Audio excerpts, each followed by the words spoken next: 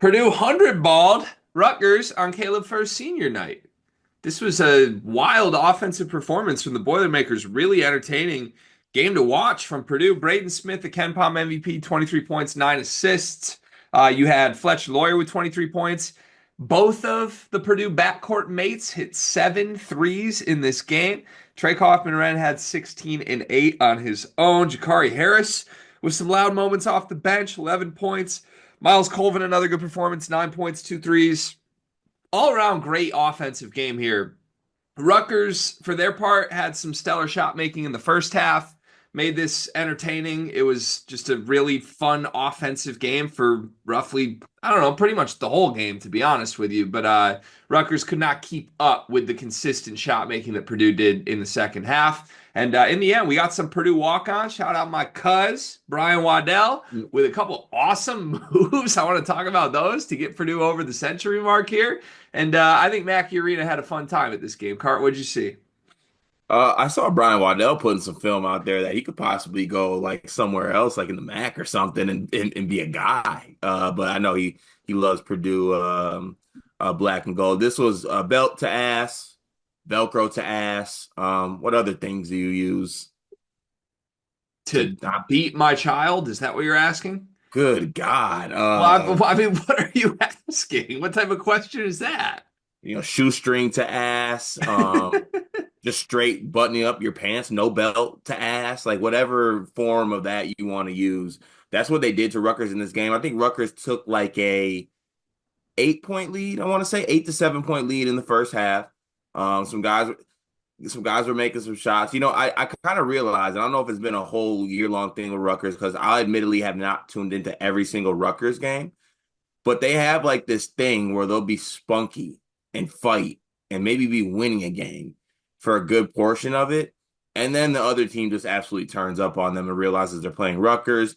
Dylan Harper and Ace Bailey aren't able to do enough shot making. And then you're looking down and you're like, okay, I need something from the Zach Martinis, the Emmanuel Ogbols, and, the A-Cuffs of the world and things like that, JaMychal Davis. And Rutgers just didn't have enough in this game. You got to be able to go into Mackey and be special with the shot making. Teams that we have seen go into Mackey this year and beat Purdue have had special shot making performances. Rutgers was not up to that in this basketball game, and I think I would love to get the actual numbers on it. But once Rutgers went up 8, I think Purdue went on. I would love to see what the run actually was because they led 50-41 into the half. Then they started the second half like 20-3, 20-5, something like that.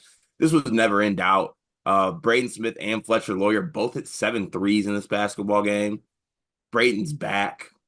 I love this Braden, the best point guard, being the best point guard in the country. And the big three in TKR, Fletch, Braden, all those guys. And then whatever else you get from other guys, got some moments from CJ Cox, like you stated, got some other small moments from other guys.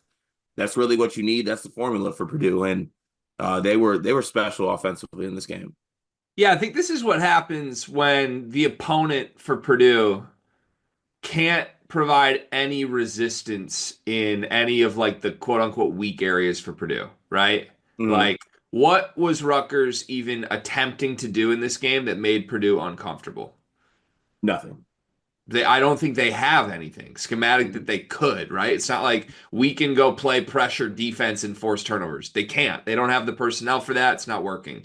We can guard the paint, protect the rim, maybe send some doubles, confuse TKR. They can't. They don't do that. It's layup lines against Rutgers. The only thing that Rutgers can provide of substance against this team that could cause them problems is special shot making from Dylan Harper and Ace Bailey. But guess what? This essentially turned into like an open gym game. I think Dylan from Hoops was calling it literally like Rutgers games are open gym glorified on television right now. It's what it feels like.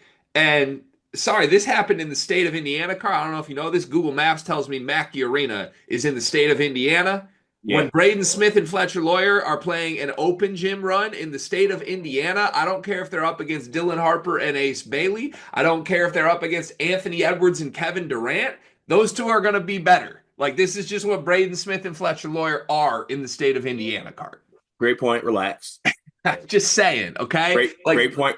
Relax. Like if but Ace and Dylan thought like, oh, we're just gonna come in and like do our offensive thing. Yeah, yeah.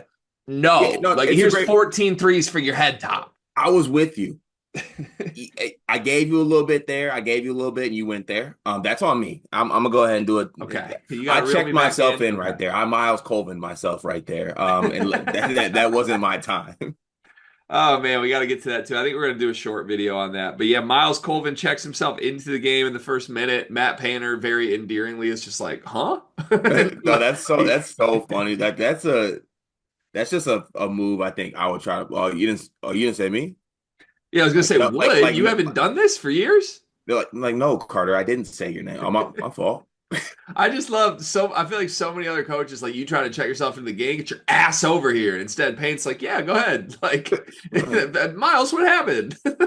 Just, I mean, this is what you get when you're playing Rutgers and you're scoring every single possession. That also tells you what Purdue thought of Rutgers, by the way. Yeah, like they're just silly Miles checking in. That happened in the first minute of the game, and everyone involved was just like Miles. Like, Miles, man, what a guy! I was waiting for like the fake. One of my true signs of like Purdue is just feeling it, and they not saying they don't respect the opponent, but they know they're just on another level with them. yeah, Is when Braden Smith hits the fake check back in. Like he's on the bench, he gets up, and everyone's like, "Oh!" And then he sits down. He's like, "Ah."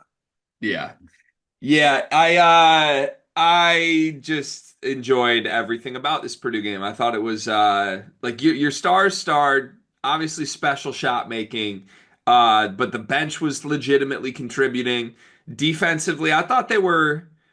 Look, the one thing we can't sit here and say, like, while we're talking about how great of a win this was, we can't sit here and like be praising the Purdue defense. Although I thought it was a better performance, obviously in the second half. But like, man, Purdue, I think was shooting like 70% from three, like 1.5 points per possession late in the first half, up three. And Yeah, it's just like, how is this team not creating more separation by now? They ended up getting to the separation. But like on the night, Rutgers, who is not a good offensive team, still 53% from 2 point range, only turned it over 9 times. Like this was not the mid-January Purdue defense that was causing a bunch of problems for teams. This was a good old-fashioned Purdue is just going to outscore you. But I'm okay with that. And I think this is kind of my turning point as it's March. We're looking a week away from postseason play right now. We're looking 2 weeks away from the NCAA tournament. How is this Purdue team going to make a run? To me, it's this way. I don't think they're going to necessarily rediscover the stellar pressure defense that they played against Minnesota and Northwestern in December in the NCAA tournament, right? I right. think they are going to have to get huge performances from Braden Fletcher and TKR, which they did. They're going to have to get contributions, plural, from the bench, which they did. And to me, they're going to have to bomb threes and just trust that the matchup will allow them to outscore their opponent. And look, it's easy to do that against Rutgers, but I think they can do this against teams that are a lot better than Rutgers too. And the most important number to me from this game was 25. You know what 25 was? 25. The 3-point attempts by Braden and Fletch. 25 3-point attempts from Braden Smith and Fletcher Lawyer. Good God, man. Isn't that exactly what you and I have been asking for That forever? that was my main talking point. I was gonna see when we were gonna get to it. The 3-point volume for Purdue. I love it in general, but just putting it basically between note, like both those guys getting the attempts that they got up, all great looks too, by the way. You look at Fletch, we talk about what he does in some of the other games. Fletch has a tendency to want to pass it up to get to the mid range or pass it up to go to the basket and kind of, try to create contact. I'd much rather him shoot 3-point attempts. And then on the other hand, for Braden, look, I love the mid range. I love the fade. He has that in his bag. Don't get me wrong. But sometimes coming off those screens or sometimes when he has a guy on him, he can do this. He can get up this many 3-point attempts. He's that good of a 3-point shooter that he should be able to do this. So I love the attempts. I love the shot diet for Purdue in general. I really loved it. Um, I really loved it for Purdue in this game. And I mean, you even look at the shot attempts between between those three guys. Now, TKR only played 26 minutes in this game. Um, Fletcher played 23, Brady played 32. But you look at the Great, shot, by the way. yeah, Great. yeah, Love that. get guys a little bit of a break, not guys playing 40. But I'm saying like the attempts too. You know what I'm saying? Yeah. It's not like I love what TKR can do. TKR can have 20 shots a game and he's going to make 17, right? Like that's what TKR does. But I like having this more so balance where Braden's getting up the shots, Fletcher's getting up the shots, more so those guys are getting up 3-point shots while also getting TKR involved and TKR getting his. I think that's the recipe for Purdue that you want in the tournament to win games. This is the approach that I think is going to help Purdue advance, right? Yeah. They took 25 threes combined between Braden and Fletcher. They took 3 2-point attempts. You know how jarring that is, given Right. Braden Smith's choice of shot normally? Like, Yeah. and again, I don't even blast him for the long twos because he's so damn good at making them. I don't think long twos are necessarily a bad shot for Braden Smith, but this is like simple basketball math. Purdue fans are smart people. It is smart. It is good. A 3-point shot attempt is worth more than a two. That's how basketball works. So if you're not getting a layup or a dunk or a TKR hook shot, which feels like he makes 80% of the time, like a Braden Smith jumper from 2-point range is significantly less valuable than a Braden Smith 3-point attempt. And I give him credit for this is really the first time in a very long time we've ever seen him take this many threes comparatively to only two twos. That's incredible. If he can find that more consistently, he will have better production. It will be better for Purdue. And then Fletcher Lawyer, like he didn't change his shot diet, but he bombed 12 threes.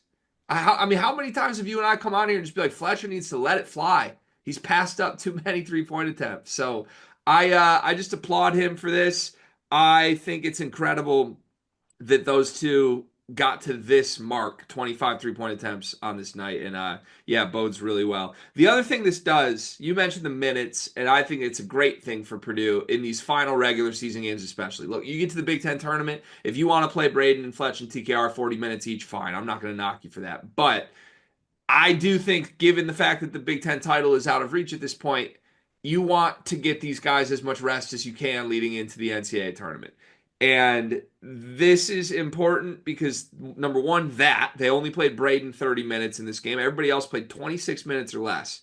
But the second thing I think is notable that I noticed for the first time with Purdue this season, Card, I think it engages the bench guys a lot more when they know that they're going to be involved a little bit and they don't see the starters, the stars out there for 40 minutes just playing through mistakes. Now, Right. there weren't a lot of mistakes in this game, don't get me wrong, but like, do you disagree? Like, I think we saw a more engaged version of Miles Colvin and Jakari Harris in this game than I've seen really all season. And it contributed to them having good performances. And it just kind of dawned on me midway through like, it feels like these guys are involved more than normal for a couple reasons. Like, we're not just going to death with our three stars never coming off the floor. It's more of a full team effort. It's Michigan Statey in a way. We're getting more guys involved. I think that's good. Yeah, also I just think the energy of the three playing well, I think just permeates. It starts at the top. Like we talked about Purdue's approach mentally, the leadership thing, and the we talk about how the body language and the whininess that kind of happened during the losing streak, I thought permeated through the rest of the team because I think everyone looks to those three guys. I think those three guys leading by example, taking charge, and like I said, leading with their play, I think is something that kind of resonates with the rest of the guys, and I think it helps with confidence and guys making shots. Jakari was able to make some shots. I knew it was going to be a long day for Rutgers when Braden hit like a drive left after they were already making a run. And I don't even know how he saw Miles. And he like kicked it all the way back up top to Miles. And Miles didn't even hesitate and drained the three. I was like, yeah, this is a cute Rutgers run. Like that Zach Martini corner three was really cutesy, but this is about to be a dog walking. Yeah. Yeah, I agree. It was just a good vibes, good energy day all around, I thought, for Purdue. We Look, we haven't made too many. There's Purdue listeners that I think appreciate honesty from us, and I appreciate those commenters that will let us know. But I know we've burned some bridges, for lack of a better term, with certain segments of the Purdue audience by criticizing body language and criticizing some of these stars throughout the year at times. We are just trying to be as objective as possible and talking about what we see when we do that. And I think we need to give Braden Smith and TKR and Fletcher Lawyer a bunch of credit for their body language in this game.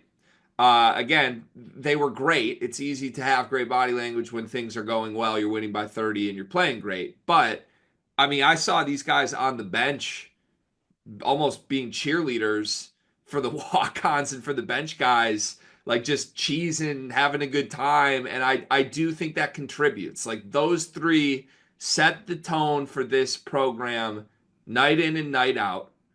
And what they do matters, and how they interact and how they look matters. It sets the tone for all these young guys that are going to be the future of Purdue. And I thought on this night, they set the tone number one with their play, but they set the tone number two for a very special night for everyone involved in Mackey Arena by being great teammates and, just fixing the body language issues that we've talked about for a couple weeks. So I want to make sure we credit them on the positive end for that because it was noticeably better to me tonight. Yeah, it definitely was. And it was noticeably better too in a time where they were down eight. They were down eight and or seven. I might be a little off on a number or two. And 27-19 midway through the first half, Rutgers led by 27-19 midway through the first half. And I thought that, the energy and the body language didn't necessarily get down or in the dumps whatsoever. I thought that like you stated, it was good stuff from those guys. Yeah, it was great. All right, couple more Purdue quick hitters. I have a Rutgers question before we end this. I want to talk about a couple guys off the bench that I thought had wow moments in this game. Starting with Miles, or not Miles Coleman, excuse me. Starting with Jakari Harris. Now, a couple of his plays came like final 4 minutes when he's really out there with all of the bench guys. It wasn't like he had his fingerprints all over the middle portion of this game, but he did some things in the final 4 minutes that had me like, okay, I see the vision for this long term.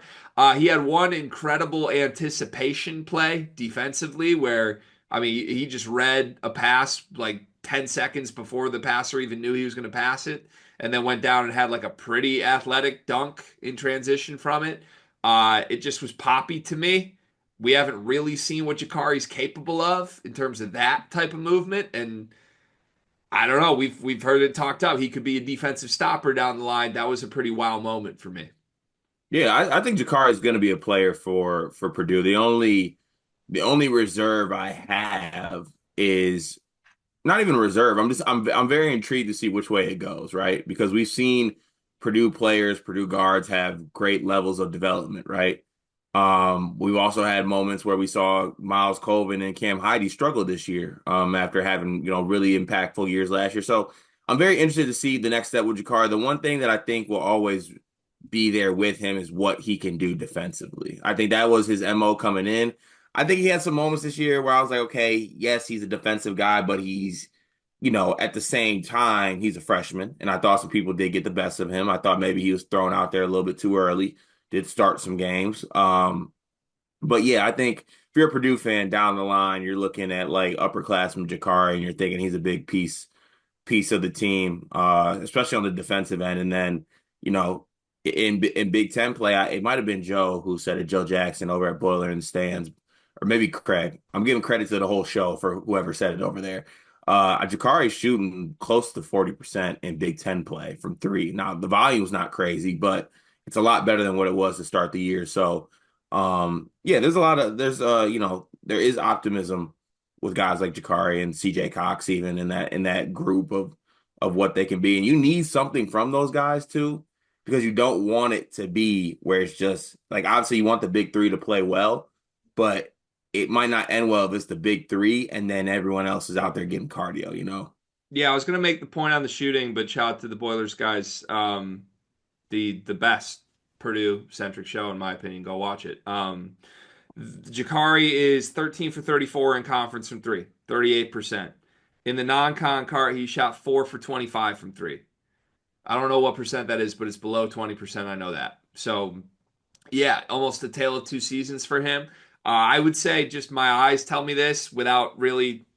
It's not like I studied Jakari Harris as a recruit in depth. I don't know his shooting history. I just know what the film says. I would say from watching this full season play out, I have no concerns about his jumper long term. I mean, he's shooting 91% from the free throw line this year, 21 for 23. Like, that's the kid can shoot. And I remember Joe saying in the non con, like, one of the more baffling parts of Purdue's non conference play this season was that Jakari looked so broken as a shooter Mm. because that's just not a part of his profile whatsoever. So I don't know if he's ever going to be a super knockdown 45% type guy, but it's great to see him shooting with confidence and hitting the shots. And I think everything about his efficiency profile right now says he's going to be a shooter long term. What do you think about like his comp? Like you think he's like in the Trey Holloman Are you bag? asking me to do some Ken Pom player comps right now, Cart? I wasn't asking. I was more because the player that came to mind immediately was like how Trey Holloman's role, I Mm. think, developed as been never being necessarily given that guard role or the guard role, but he's a guy who checks, he's a guy who hits timely shots, has some gamer, some shit to him. Jakari might have that. Yeah, I know when someone's begging for Ken Pom player comps. I can sniff that out a mile away. There's two different Michigan State guards in his 10 player comparisons, not Trey A- Holman, two different Michigan State guards. Do you have any Actually, guesses? huh? One is on the current team and one is about a decade ago. One is on the current team and one was about a decade ago. Is Fears a comp for him? Jaden Akins. Ooh. I see that a lot. Okay, I do see that. I see that a lot. Just a defensive stopper, hopefully 3-and-D guy, but maybe the shot goes hot and cold for Hmm. stretches. But yeah, I see it. And then the other one I do not see, it surprised me, Keith Appling. Let's, so, who else on Purdue were you impressed with? You want to move on? Okay. Please. The second guy that I really it sounds stupid, but like I really genuinely want to talk about this. Brian Waddell, dog. Listen, he was in with the walk-ons with 2 minutes left, and he comes in with 96 points on the board, and everybody in that building wants 100 points as bad as they want chicken. And like somebody's got to go get us 2 buckets. And Brian Waddell went and got you 2 buckets, man. And those buckets, by the way, Cart, were tough. Like they weren't tough for him. He made them look easy, but like the moves he made were tough with a UFF and like a bull emoji. This dude rocks. He had like a really nice Euro and the bench was going crazy. And he had like a really solid move for the other bucket. Look, people have told us. You go back 2 years ago, last year on the ED team, I remember in their overseas trip, Yeah. Brian Waddell was hooping, and it Yeah. was like, listen, he's going to factor into the rotation. Ultimately, that never happened. But as far as like walk-ons, end of bench, never take your warm-ups off guys go, Brian Waddell is arguably the best one in the Big Ten, if not one of the best in the country. And I think this dude could be a player, like you said. If he went to the MAC or a mid-major level, I think this dude could start for a lot of teams. It's not all that crazy that he could be a rotation player for Purdue. And just to see him like do his thing, even against walk-ons in this moment, was fun for me because I'm watching this like, damn, we sure this dude can't give you some of what Heidi and Colvin were supposed to give you this year? Like, he looked awesome. Yeah, I mean, I always think back to that overseas trip where like Brian Waddell looked like what people told me Cam Heidi was supposed to be this season, like just punching on people, going down the lane, shooting. Uh, Obviously he ain't leaving Purdue. I think his who is it, dad or something is like Painter's teammate, really good friend, something like he's a Boilermaker for sure. But I will say this, like there are some schools Brian Waddell could surely play at. Like we just saw Ethan Morton go to Colorado State. I think 100% if Brian Waddell wanted to do that, he would be able to do that. But yeah, you want to see those guys that never get to play get in there and actually do something, get them over the 100 mark. Um, so yeah, good for him. Good to see. I will say that thought did cross my mind though. I was like, are we positive that I know this is coming off a Cam Heidi 9 rebound second half game where he played, he was productive. Are we positive that Brian Waddell can't do the same thing as Cam Heidi does? Here's the interesting thing for me, Cart. Brian Waddell's a junior. It's his third year at Purdue. His first year at Purdue, his first game as a true freshman at Purdue. This was Braden and Fletcher's freshman year, Zach Edey's junior year. The starting lineup was Braden Fletcher, Mason Gillis, Ethan Morton, and Zach Edey. Again, this is Brian Waddell's first game of his career. Against Milwaukee, they won by 29 points in Mackey Arena. Brandon Newman led the bench minutes. He played 22 minutes. Brian Waddell was the seventh guy. He played 19 minutes the first game of his career as a true freshman. He played more than Caleb First He's and Trey Coffman. redshirt freshman. Redshirt, fine. He played more minutes in that game than Caleb First and Trey Kaufman-Renn did. And you go back through this, in the non-con his freshman year, he played double-digit minutes a bunch. The first 4 games of his career, he played 19, 14, 11, 13 minutes. He checked in every single game in the non-conference as a freshman. He played 10 minutes, 14 minutes, 16 minutes. Like, he just played. He was a rotation player. And then as the season went on, they trimmed things up, and they just went all in on trying to be the best team in the country, and he just fell out of it. But, like, early in his career, Painter viewed this guy as a legitimate option.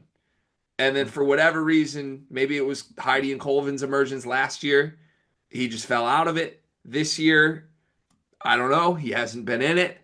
But look, I think there's been substance in the past when Purdue fans have told us, hey, this guy's worth keeping an eye on. It hasn't come to fruition, but when you watch what he did in the final 4 minutes, yeah, it's walk-ons and you're up 30. I don't care. That Euro step move that he did is something that Colvin and Heidi cannot do and will never be able to do.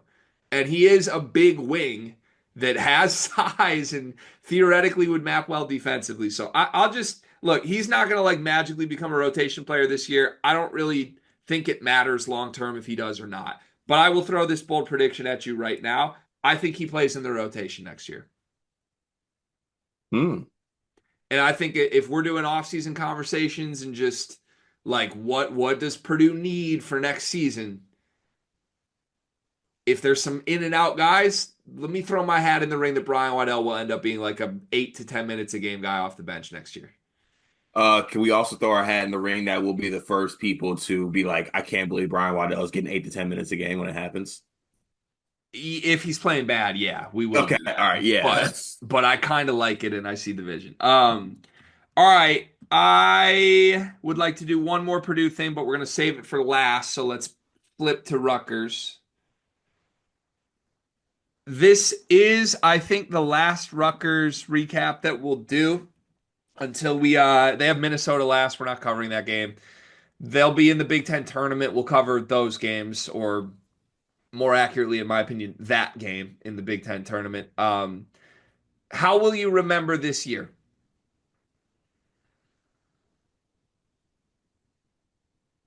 Plug in my nose. So just stinky. That's all. You Yeah, won't remember this stunk. year. Stunk. Excuse my language, cover your ears. Painter family. I feel like Paint's uncle listens to us, and that fuels me. Um, ass. It's ass. It didn't work. They were along for the Dylan Harper Ace Bailey ride. That ride was bumpy. Part of the participants on that ride sat out games for sickness. This team had absolutely zero identity defensively. They honestly didn't have much of identity offensively. This was a 10 out of 10 disaster of actually 9 out of 10. The only thing that would have made it 10 out of 10 is if the 2 draft picks would have stopped playing early in the season. Yeah. Would have called it quits. This was a god awful year to be a Rutgers basketball fan. Listen, I don't want to act like it would make things better, but I'll actually, speaking as someone who has watched his team have like NBA talents on a team that ends up in the NIT, there's a part of me that like almost would have excused this type of record, this type of performance if Bailey and Harper had shut it down midseason. Like it's almost worse for me that those guys got healthy and played a bunch down the stretch and this is the product. Like, and I understand we can't like blame Dylan or Ace for sicknesses early. We can't blame them for the role players that are around them. But we can blame them for like being the faces of a horrible basketball team. And like it or not, I don't know what's going to happen to them in the NBA. I would assume that both will go on to superstardom in the NBA. I think Ace Bailey projects as a guy who should make NBA All-Star teams, and I think Dylan Harper is like a once every 5 years type point guard. Special, no doubt about it. Right now, I didn't like coming into the year. I viewed Dylan Harper as a winner with a clutch gene because that's all he did at the prep level. Ace Bailey, I viewed as a guy who does a lot of little things. Look at the passing, look at the blocks, look at the rebounding. These guys just look like team winner type guys. Cannot say that that's how I view them anymore. And I understand that's probably not fair, but I Mhm. don't know how you can watch 30 games of this show that is Rutgers basketball and come away with this not thinking it's a little bit of an indictment on who those two are as players. So I'll defend them in this case. I think that they were let down. I think that they were let down. Like, respectfully, they spent half the season having to play with Jordan Durkock and Zach Martini and these other guys. I don't think that I think that Dylan Harper and Ace Bailey went fully do enough to try to exuberate like winning things and do winning things and make plays. I thought that they were done an injustice with how this team was put together. And partially that's probably their fault because those guys probably cost so much money. But good Lord, like the other pieces on this team are just not Yeah, I don't know good. that I buy that. I'm sorry to interrupt, but like Tyson Acuff can play. He's had good No, games. bad. He's had good games. Jeremiah Williams. Everyone has good games, but these are not Big Ten starter rotation players. Jeremiah Williams was last year. He was a great role player. Great role Great, player. great. Great role player. He Yes. had a Last he year, had a he had a stretch. He did no, have a he stretch in Big had Ten two play. months of being a great role player. The thing that is missing from this team is a legitimate center. I'm not saying it's not. They obviously have no rim protection, no big man. But this goes far beyond, oh, we're missing a big man. You don't go 14 and 16. And Cart, the style in which they lost this game. What was the level of compete from in this game from Rutgers? They stopped with about 10 minutes left in the first half. Correct. And that's on Dylan Harper and Ace Bailey. And like, you can blame everybody else, whatever. I hear it. Says something about you as players if you can't get your team to show up and compete for 40 minutes. I'm just unimpressed. I feel like this team's been doing it a bunch all season long. They go through the motions, they flow. Ace Bailey wants his mid range, he gets his mid range. Look great. Scouts loved it. Dylan Harper, I still think that guy's a competitive dude and a gamer and a clutch gene. I'm not taking any of that away from him. But good Lord, you chose the wrong situation for your college career to be able to showcase that. So yeah, Peichel ultimately deserves the most blame, but I don't know how you can sit here, Cart. This team should not be 14 and 16. See, I disagree. I think they should. No, no way. Bad. It's not that hard to win games in this conference. There's They 18 are teams and seven of them are awful. they are bad. They are not as bad as USC, Iowa, Penn State, and Washington. I think they're worse. I don't think so, man. They have two of the three best players in the country, talent wise. That's insane to say, Cart. And then the rest of the players are guys that there's so many non-Big Ten players on this basketball team. And there's two transcendent talents that should be able to win some games by themselves. There's also Peichel we're talking about here. Just I don't like the fact that these two just get a get out of jail free card every game. Show up and compete a little bit. Provide a little bit of resistance. You got 100 balled They did by a last team. game. You got 100 balled by a team that starts CJ Cox and Caleb First. Oh, that's not fair. Uh, 80 of that 100 ball came from two first team all Big Ten guys and the best point guard in the country. Who those two were matching up with, by the way. Where the hell are you? Like, show up, provide some resistance. All right. Now that I've successfully dropped one little nugget of slander his way, I wanted to end the Purdue recap with this. This was Caleb First senior night.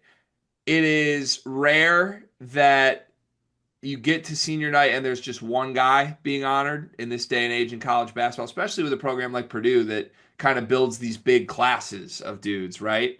So it felt very unique in this sense that it was kind of just Caleb First's night.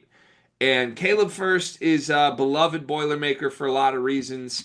He has sort of just been the consummate teammate. I think he's taken, a big role with his team early in his career. He started the first 10 games of his career as a freshman. He started a bunch of games on the team that was the number one overall seed in the tournament. And then he had a whole year of being a very limited role player. And then this year, you didn't know. He played 2 minutes the first game of the season, Cart. He was playing behind Will Berg the first game of the season and ends up starting the final 20 games of the year, ends up being a huge contributor to Purdue's turnaround in the middle of the year, and doing it the way Caleb First has always done it quietly, keeping his head down, just doing the little things, being a great teammate, being a good defender, finishing plays. I do think he deserves his own little moment of praise or just own little moment of memory from us as two people who have covered this program during these last 3 years. As Matt Painter noted in the post game, he is the winningest Purdue basketball player of all time. He's graduating, he's in medical school, he's engaged to be married, and he's the winningest player in this program's history. It is pretty impressive. And we got to interact with him in person once back in Lincoln, Nebraska a couple years ago. So, how will you remember Caleb First? Oh, look at me. I'm 6'10". I'm a doctor and I'm the winningest player of all time. F you, Caleb. No, I'm kidding. I'm not gonna say nah. It's like you said, it's a very respectable thing. And I think that he needs to be, I think he is gonna be remembered how he should be. Just a winning, consummate teammate, winning player. Could easily left Purdue, I think. I think if he left Purdue, people wouldn't have been like balking at him. It was a guy that, like you said, played a lot early on in some of the really good Purdue teams and had his role reduced. But he loves being a Boilermaker. He the medical school, the engaged, the paint, like he's the consummate like Purdue basketball player, and all the credit in the world to him. He's going to do great things in life. I'm not joking when I say this. It is actually cool to see senior days in this day and age where guys leave so much and you get to see multiple year guys. Like we saw the whole Kelvin Sampson and Juwan Roberts thing. Like that's just very, very cool to see. Even for like my team, Michigan State, I know we made some like jokes about it that like it's Jay Nakin's senior day. Like it actually is going to mean something that Jay Nakins was part of this program for all these years and despite the ups and downs. So to me, it's just cool to see in this day and age seniors that have given so much to their program be honored and rewarded for it. Also, looking ahead, are we going to cry when Braden graduates? Yeah, Okay. yeah, yeah.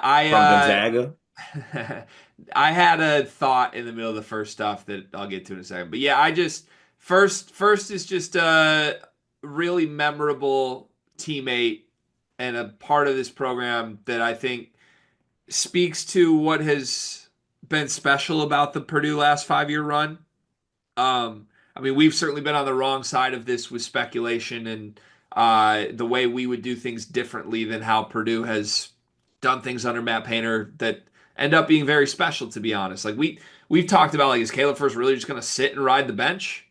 Yeah, he is. And then when the team needs him, he's going to check back in and give great minutes and be a starter because he's one of the more unselfish players in Big Ten history and he deserves every bit of his moment and his recognition. I think it's good for him, honestly. I'm happy for him he got to have this night solo because if you did lump him in with TKR, if you did lump him in, God forbid, with like Braden Fletcher, just like his whole career, he would be cast to the side. He'd get his 30 seconds and, there'd be applause. People would be happy for him, but it'd be the other stars' night. And I think Caleb never would be upset about that ever. But I'm happy for him. He got a moment because he deserves it. And again, we've told the story a couple times before on the show, but we met him in Lincoln. He was at a coffee shop we were at. We were filming some stuff for College Hoops to Go, and this was our first trip, our very first stop in the tour. And Caleb First walked in, and we were like, "That's Caleb First." And we were like, "Should we even go up to him? Should we not?" And we did. And he was And he was with Brian Waddell. he was with Brian Waddell, yeah, but like he just, I don't know, he gave us like way too much actual interest in what we were doing. Like you could Yeah. tell he was like into what we were doing. We interviewed him for like 2 minutes, and he was just funny and showed personality, and he was awesome. So I've always had a soft spot for the kid because we got to know him a little bit, and just he's such a likable human being, let alone how he plays hoops. But It was great after we recorded that little segment we did with him. He's like, yeah, when we go on like these road trips, I kind of just like to, me and Brian usually we just go get like a coffee from like a local spot. And I'm just like, this is great. Like, yeah, you just see 6'10" Caleb First walking down the streets of Lincoln as they're about to go to battle with Hoiberg to just yeah. get a black coffee. I would bet money, by the way, like you have your alums, you have like Ishbia, who now owns the Phoenix Suns and pumps a bunch of money into Michigan State. I would bet 30 years down the line, Caleb First has some sort of benefactor role like that to Purdue. Yeah, he's gonna solve something. I'm not sure what disease it is, but he's gonna nail that down. This year it was Purdue's front court problems. 20 years down the line, You put a Band-Aid on that. he solved it. He You solved put a it. Band-Aid on it. He solved it. I congrats to Caleb First. We appreciate you and applaud you for what you've done at Purdue, my friend. Also for the NBA draft show this year, if we do draft to Palouse again, he's going to be my first call. I want to lock in Caleb First for NBA draft to Palooza. I feel like he's got some stories to tell. Now, I know you were going to be obviously medical school is tough. You're a great doctor. I think you would make a great sleeper, to be honest, Caleb. Like if you're our on-site guy, I'm sick of being the tallest sleeper, to be honest with you. I would be willing to take a backseat role, and we would send you on site, fully covered, of course. We as long as our YouTube doesn't get taken away, we got you. I would love for Caleb First to be a sleepers correspondent. Yeah, I like that too. This might be a game we end up playing on the Real Pod for a bunch of teams, but I'd like to end with this question. Purdue has one more regular season game. They play Illinois. I want you to ignore that game. We'll have a preview up of that before this weekend. I want you to ignore that game. Okay. Strictly talking about the postseason, the Big Ten tournament, and the NCAA tournament. How many more wins does Purdue have coming in postseason play?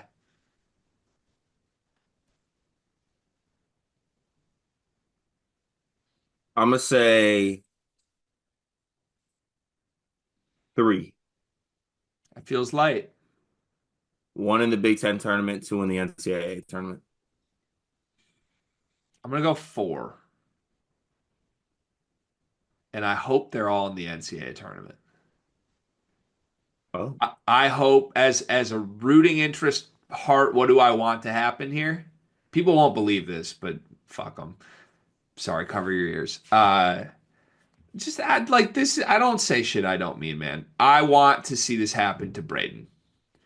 And if it were up to me, lose first round of the Big Ten tournament, get your damn rest, and then show up and win 4 in the NCAA tournament.